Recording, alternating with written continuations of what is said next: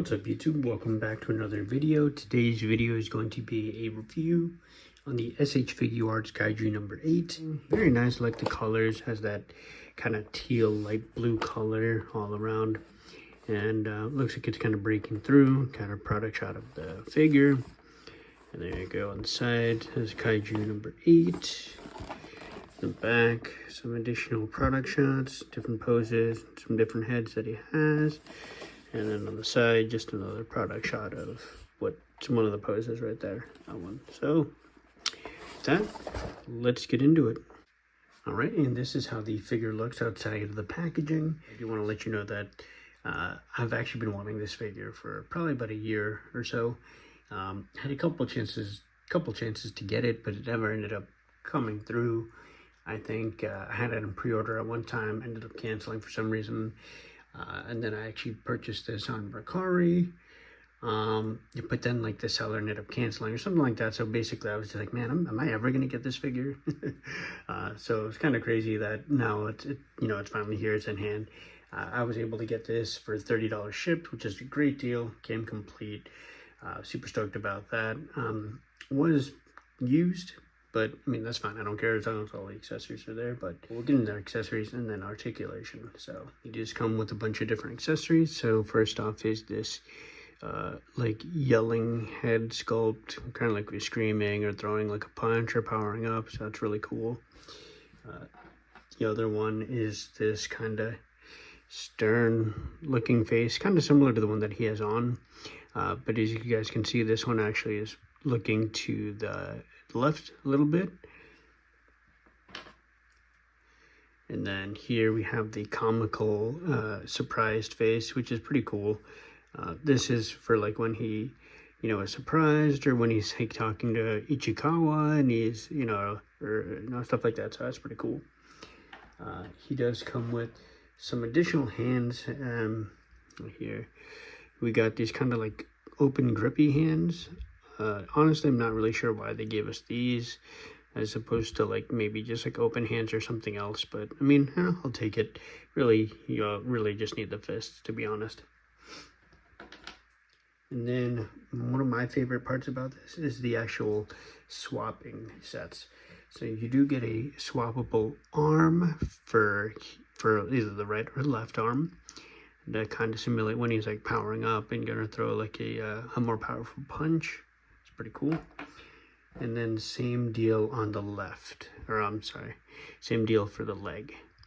So there you go, get 3 different prongs, 3 different holes, and that's to attach these prongs where you can stick them in. And this is for actually when he's throwing up, again, like a powerful punch. And these are actually used as like a tripod or a kickstand to kind of help hold him in place. So that's pretty cool. I like that touch. I normally didn't expect to see anything like that, so that's definitely cool. I would love to see maybe some additional like effect, if you will, like maybe like lightning or stuff like that. But nonetheless, pretty cool. Now this figure itself is very, very good. I love the articulation, just the look of it is really, really good. This thing moves so well. And I remember like hearing a bunch of people are like asking people about like what they thought what were their thoughts on the figure, and people were saying like like articulation was a little bit wonky, and I can kind of see that, but honestly this articulation and the way it moves is just amazing. I absolutely love it. Just to give you an example, with the shoulders, look at that. You can pretty much like cross his arms, and I'm kind of skipping, but you see this like ball, it just kind of moves out. So like that's how crazy the articulation is. Like he can like scratch his back, right? That's nuts. That's pretty cool. So that's just like a slight tidbit on the how much range he gets. But with the head, he does come with articulation on here. It's really nice. I wish that you could either remove one of these plates or maybe you could swap this out or something, because it does hinder the neck articulation, unfortunately. I think removing this plate would definitely free up some movement so he could look up a little bit more. That's one small gripe I do have about this. Aside from that, I mean, that's not really neither here nor there. And then for the shoulders, he does go up quite a bit. There you go. And I think that being able to kind of like pull it, like has like a drop down, really helps. He has bicep swivel, double jointed elbows, and then he does have, of course, you know, the standard ball peg for the wrist. For the torso, you can kind of see like he has a different, like he has it's sectioned on the torso, on the abdomen. So there you go. And these all do work to help give him a nice crunch, so it's cool. That's a pretty good crouch. Look at that. And then for back, honestly, because of all these parts, you're not going to get too much backwards articulation, but yeah, more so you need the front, if anything. And then for the legs, he does go up right here. These parts are soft plastic, so I'll kind of show you what I do for articulation. But as you guys can see, just running into this part, that's how much it can go.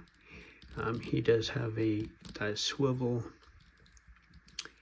double jointed knee, and then for the ankles, he does have up down and a nice pivot with a toe hinge. Now, for me, what I do is actually kind of like maneuver it, and I kind of get this part, and that's kind of hard because I'm looking through the camera. There we go. So I try to get it underneath, so that way it allows you to bring it up more. So when doing this method, and I'm just gonna try to maneuver it as best as I can.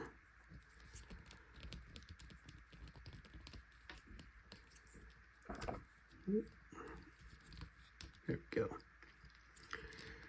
So when tucking it in, you get a lot more movement. You combine everything.